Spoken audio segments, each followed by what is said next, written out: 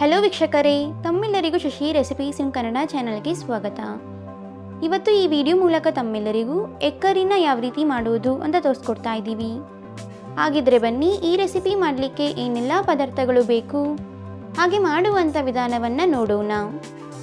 ಮೊದಲಿಗೆ ಒಂದು ಪ್ಯಾನ್ನ ಬಿಸಿ ಮಾಡಿಕೊಂಡು ಸ್ವಲ್ಪ ಎಣ್ಣೆನ ಹಾಕೋತಾ ಇದ್ದೀವಿ.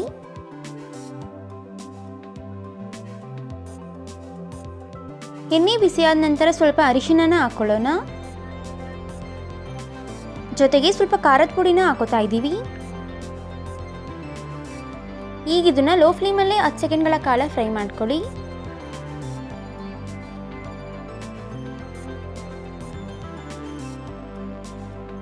ಈಗ ಬೇಯಿಸಿದಂತಹ ಮೊಟ್ಟೆಗಳನ್ನ ಹಾಕೋತಾ ಇದ್ದೀವಿ.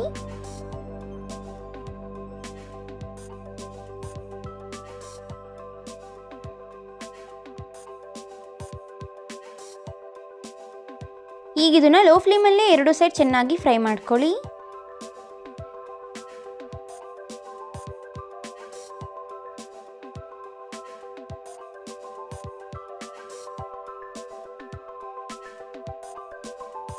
ಈಗಿದು 2 ಸೈಡ್ ಚೆನ್ನಾಗಿ ಫ್ರೈ ಆಗಿದೆ. ಈಗ ಇದನ್ನ ಒಂದು ಪ್ಲೇಟ್ಗೆ ಸೇರಿಸ್ಕೊಳ್ಳೋಣ.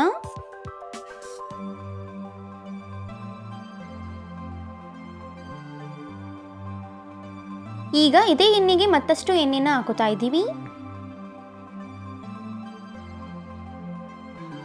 ಎಣ್ಣೆ ಬಿಸಿಯಾದ ನಂತರ ಜೀರಿಗೆನ ಹಾಕೊಳ್ಳೋಣ.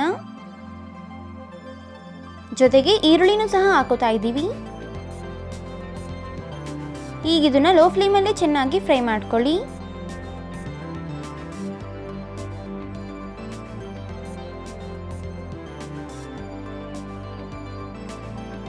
ಈರುಳ್ಳಿ ಫ್ರೈ ಆದ ನಂತರ ಶುಂಠಿ ಬೆಳ್ಳುಳ್ಳಿ ಪೇಸ್ಟ್ನ ಹಾಕೋತಾ ಇದ್ದೀವಿ. ಹಾಗೆ ಹಸಿಮೆಣಸಿನಕಾಯಿ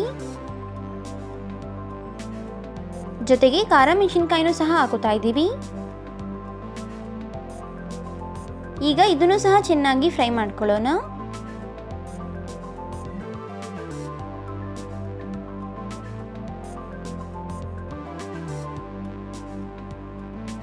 ಈಗ ಇದಕ್ಕೆ ರುಬ್ಬಿದಂತಹ ಟೊಮ್ಯಾಟೋನ ಹಾಕೋತಾ ಇದ್ದೀವಿ. ಈಗ ಇದರಲ್ಲಿರುವಂತಹ ಹಸಿ ವಾಸನೆ ಹೋಗೋವರೆಗೂ ಚೆನ್ನಾಗಿ ಫ್ರೈ ಮಾಡ್ಕೋಬೇಕು.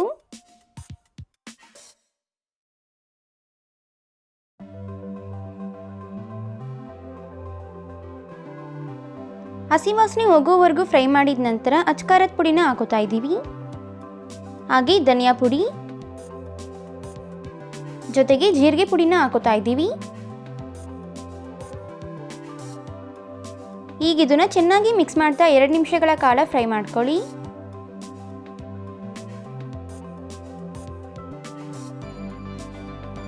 ಈಗ ಕಡಲೆ ಹಿಟ್ಟಿಗೆ ಸ್ವಲ್ಪ ನೀರನ್ನ ಮಿಕ್ಸ್ ಮಾಡಿ ಹಾಕೋತಾ ಇದ್ದೀವಿ. ಈಗ ಇದನ್ನ ಚೆನ್ನಾಗಿ ಮಿಕ್ಸ್ ಮಾಡ್ಕೊಳ್ಳಿ.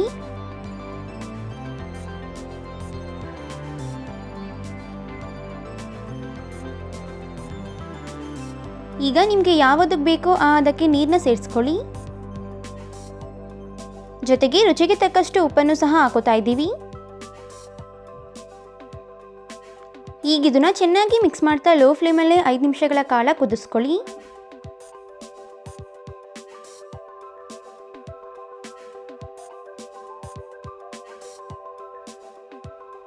ಐದು ನಿಮಿಷಗಳ ಕಾಲ ಚೆನ್ನಾಗಿ ಕುದ್ದಾದ ನಂತರ ಫ್ರೈ ಮಾಡಿದಂತಹ ಮೊಟ್ಟೆಗಳನ್ನ ಹಾಕೋತಾ ಇದ್ದೀವಿ.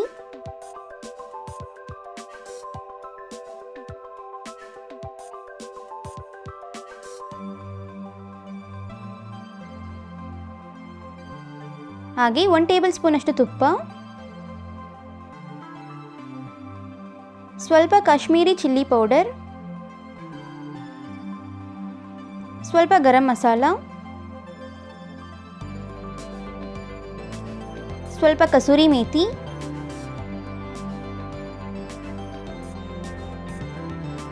ಜೊತೆಗೆ ಮೇಲ್ಗಡೆ ಸ್ವಲ್ಪ ಕೊತ್ತಂಬರಿ ಸೊಪ್ಪನ್ನು ಹಾಕೋತಾ ಇದ್ದೀವಿ.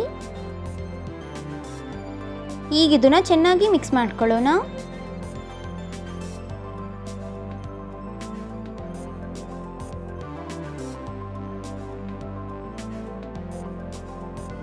ಮಿಕ್ಸ್ ಮಾಡಿದ ನಂತರ ಒಂದು ಲಿಡ್ನ ಕ್ಲೋಸ್ ಮಾಡಿ ಲೋ ಫ್ಲೇಮಲ್ಲೇ 2 ನಿಮಿಷಗಳ ಕಾಲ ಕುದಿಸ್ಕೊಳ್ಳಿ. 2 ನಿಮಿಷದ ನಂತರ ಲಿಡ್ನ ಓಪನ್ ಮಾಡೋಣ. ಈಗೊಮ್ಮೆ ಚೆನ್ನಾಗಿ ಮಿಕ್ಸ್ ಮಾಡ್ಕೊಳ್ಳಿ.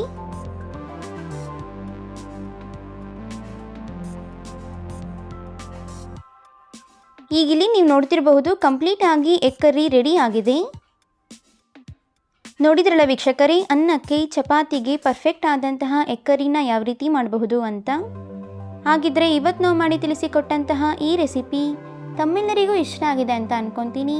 ಇಷ್ಟ ಆಗಿದ್ರೆ ಈ ವಿಡಿಯೋಗೊಂದು ಲೈಕ್ ಕೊಡಿ, ಹಾಗೆ ತಮ್ಮ ಅನಿಸಿಕೆ ಅಭಿಪ್ರಾಯಗಳನ್ನ ಕಮೆಂಟ್ ಬಾಕ್ಸಲ್ಲಿ ಕಮೆಂಟ್ ಮಾಡಿ. ಅಷ್ಟೇ ಅಲ್ಲ, ಈ ವಿಡಿಯೋನ ಮತ್ತೊಬ್ಬರಿಗೂ ಹೆಲ್ಪ್ ಆಗೋ ಹೋಗಿ ಶೇರ್ ಮಾಡಿ ಅಂತ ಕೇಳ್ಕೊತಾ ಇದ್ದೀನಿ. ಮತ್ತಷ್ಟು ಹೊಸ ಹೊಸ ರೆಸಿಪಿಗಳಿಗೋಸ್ಕರ ನಮ್ಮ ಚಾನಲ್ನ ಸಬ್ಸ್ಕ್ರೈಬ್ ಮಾಡೋದನ್ನ ಮರಿಬೇಡಿ. Thank you.